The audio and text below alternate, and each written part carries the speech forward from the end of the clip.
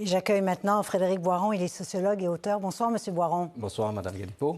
Alors, les États-Unis, vous l'avez entendu, parlent d'une transition rapide. Est-ce que ça vous semble réaliste qu'un conseil présidentiel de transition soit nommé d'ici 48 heures? 24 heures, puisqu'il y en a déjà 24 de passés. Donc, non. J'ai parlé à des gens qui sont impliqués justement dans ce conseil présidentiel. J'ai parlé à des gens en Haïti qui me disent que, par exemple, le groupe Montana remet en question sa participation à ce conseil parce qu'eux souhaitaient plutôt que ce soit des organisations de la société civile et que les partis politiques soient évacués de ça.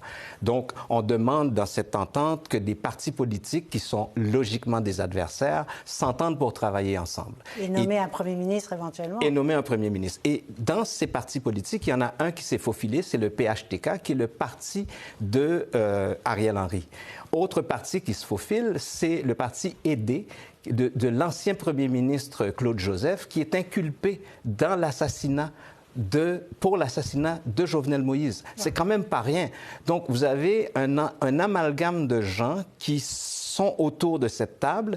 Vous avez aussi Moïse Jean-Charles du parti Petite Dessalines qui, il y a à peine 2 semaines, demandait que Guy Philippe, un ancien prisonnier qui a été condamné pour blanchiment d'argent et dans le cadre de narcotrafic aux États-Unis, qui se retrouve aussi à cette table. Donc, parce qu'on a voulu faire dans l'urgence, dans l'extrême urgence, ce qui aurait pu être fait il y a 2 ans, on se retrouve à avoir fait un amalgame dont la probabilité de fonctionner est pratiquement nulle. Donc, avant qu'on voit un nouveau gouvernement en place, ça va prendre encore du temps. Entre-temps, Ariel Henry, je suppose que ça a été négocié avec lui, il dit « Je reste premier ministre jusqu'à ce que ce conseil soit mis en place ». Puisque son parti est au sein de ce conseil, il faut savoir, est-ce que son parti et ses alliés ne font pas tout pour bousiller cette entente pour justement pouvoir garder le pouvoir? Bon, alors évidemment, on regarde la situation en ce moment même à Port-au-Prince avec des gangs armés qui contrôlent 80% de la capitale, ce qui est énorme quand même, donc ils jouent un rôle important. Et on se demande la suite, hein. Quel est le rôle qu'ils veulent jouer, ces gangs armés? Parce qu'on a entendu Barbecue, là. Oui, d'abord, les gangs avaient dit, Barbecue avait dit, nous n'accepterons pas une solution qui vient de l'international. On y est.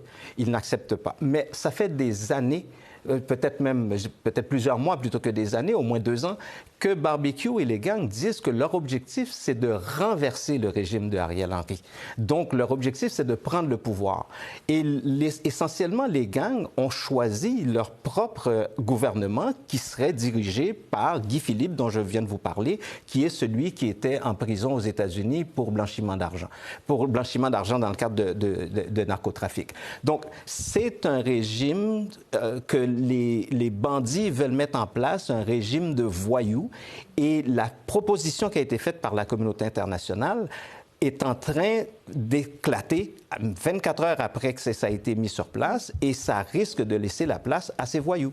Et on voit en plus que la force internationale qui serait menée par le Kenya est en attente maintenant. Le Kenya se retire en attendant un nouveau gouvernement. Il y a une chose extrêmement importante qu'a dit Andrew Holness, le premier ministre de la Jamaïque hier. Il a dit Haïti est dans une guerre civile.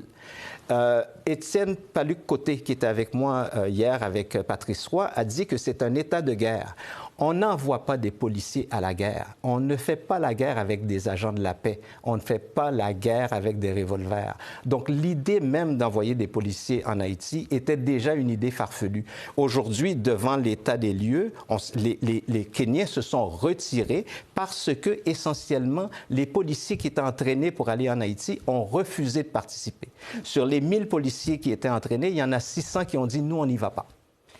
Alors maintenant, en terminant, quel rôle devrait jouer le Canada? Parce qu'on a entendu des membres de la diaspora haïtienne ici à Montréal dire que le Canada devrait jouer un rôle plus important.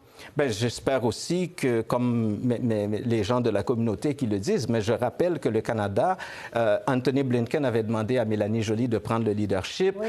Joe Biden était venu à Ottawa pour demander à Justin Trudeau de prendre le leadership. Le Canada avait dit qu'il avait pris le leadership. Bien, voilà le résultat du leadership canadien. Le leadership canadien n'a pas fonctionné. Ils n'ont pas été capable de l'articuler. Et c'est eux qui ont appuyé Ariel Henry jusqu'à hier, quand Justin Trudeau lui a parlé au téléphone, et probablement c'est lui qui l'a convaincu de démissionner, parce qu'il y a à peine 3 mois, Ariel Henry était à Ottawa avec Justin Trudeau dans le cadre d'une réunion de la CARICOM. Donc c'est le Canada qui a donné la légitimité à Ariel Henry, et c'est le Canada qui l'a maintenu au pouvoir. Maintenant, d'accord que le Canada joue un rôle, reprenne le leadership, mais il va falloir faire ça de façon beaucoup plus sérieuse. Donc la communauté internationale a vraiment une responsabilité dans tout ce qui arrive à Haïti maintenant. Les premiers responsables de la crise haïtienne, ce sont les Haïtiens eux-mêmes, particulièrement les hommes politiques haïtiens. La communauté internationale est imputable de ce qui arrive parce que, justement, elle a supporté depuis 2010 un parti qui était au pouvoir, qui est le PHTK, le parti de Michel Martelly, le parti de Jovenel Moïse, le parti de Ariel Henry. C'est ça le problème du pays, c'est le PHTK que la communauté internationale a accompagné jusqu'à la catastrophe humanitaire que nous vivons aujourd'hui. Oui, là, on va voir ce qui va se passer. Donc, si ce conseil ne peut pas être nommé rapidement. Monsieur Boiron, merci beaucoup. Avec plaisir. Très éclairant. Merci.